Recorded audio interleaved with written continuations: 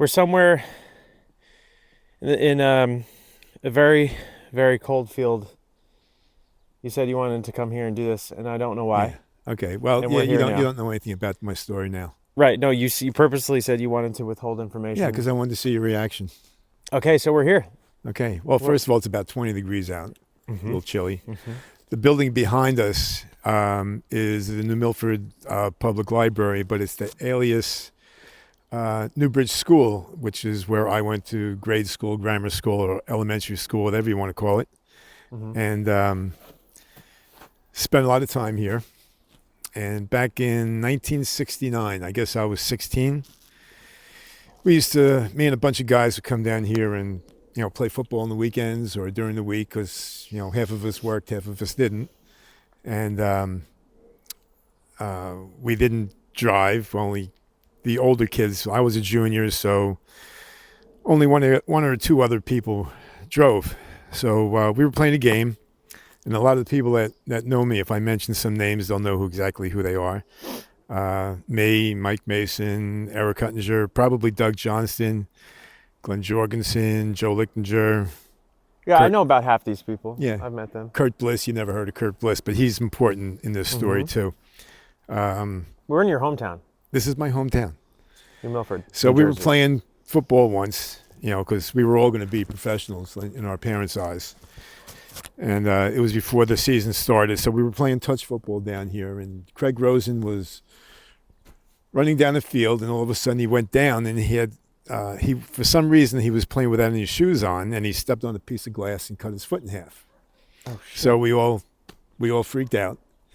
And of course, there's no cell phones or anything. Mm-hmm. And the ironic part is Craig's father was a podiatrist, foot doctor. I think he just cut toenails, but whatever he did, Uh-huh. that was his deal. It was feet. So we didn't know what to do. So Kurt Bliss, he was the only one I think that had a car down here. I got in the car with him and we drove that way to the Borough With Hall. Craig? I pointed out, no, with Kurt With Kurt in the car. in the with his car to go foot to the wrapped police up. station to get a cop because Craig was really bleeding. He stayed here. He stayed here. You didn't like. No, did he we wrap didn't his touch foot him. up or anything? Well, no, we didn't do anything yet. Oh, shit. So we were there in 1 minute, and we came back, and the police showed up, and they took Craig and put him in the. I think the cop wrapped up his foot, put him in the back of the police car, and I sat in the back of the police car with him, and then we couldn't call Craig's father. Craig's father was a doctor over at Riverdale Hospital. Mm-hmm. So what Kirk did, he got into his car. I think it was like a '64 Chevy Bel Air or something like that. Mm-hmm. And Eric went with him. Eric Huttinger went with him. Mm-hmm.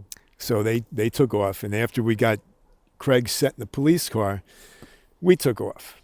And so we were going north on Boulevard because Craig lived at the other end of town.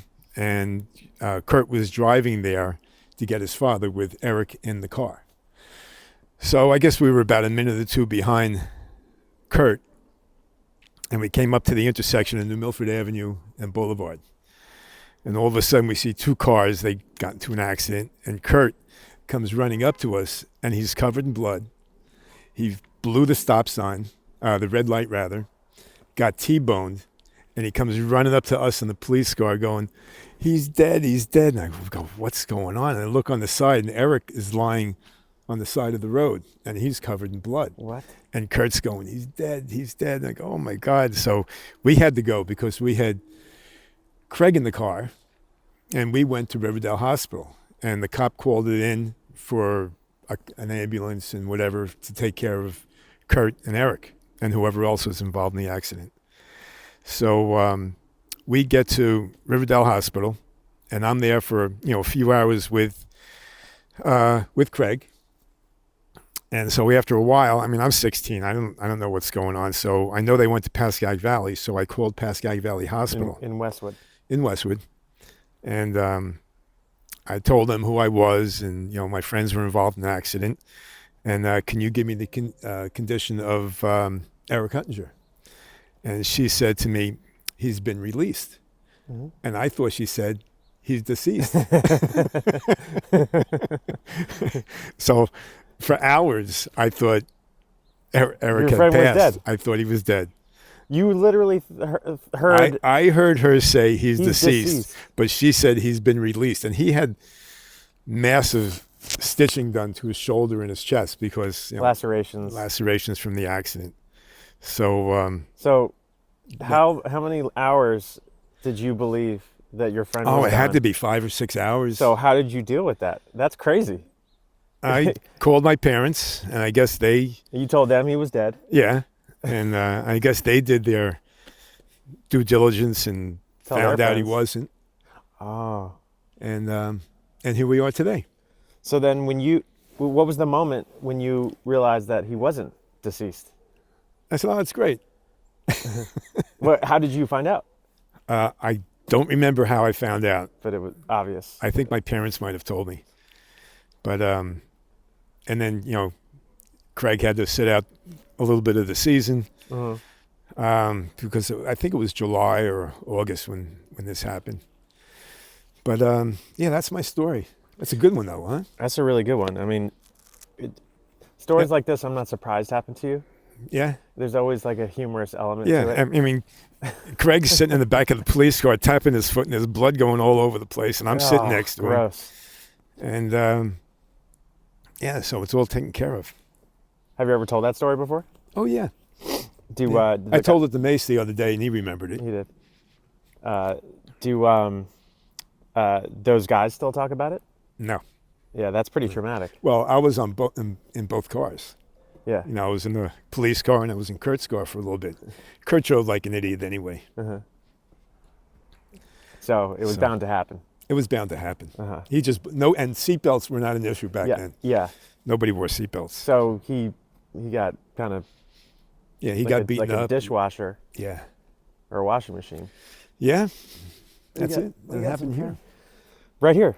right here, right in this very spot. Right over there? Probably right about 15, 20 feet from where we're sitting. No shit. But it was a lot warmer that day too. Yeah. Well, that's a Warm good enough story. not to wear shoes. Clearly. Well, a bit of a different story here now, but well, thanks for that story. Oh, you're welcome. I'm glad we came to the scene of the crime to It was talk a about crime. it. It was a crime. It makes it that much more alive of a story. It was. Yeah. And then the following year, Craig broke a bone in his foot, and his father wouldn't let him play in the only game he lost in. So, So he's the reason you lost. The fact he didn't play. no, Or do you there think he would have I don't know. done well I don't with know. a broken foot? We're not doctors. All right. Well, it was a good story. We'll do this Were you again surprised? in another.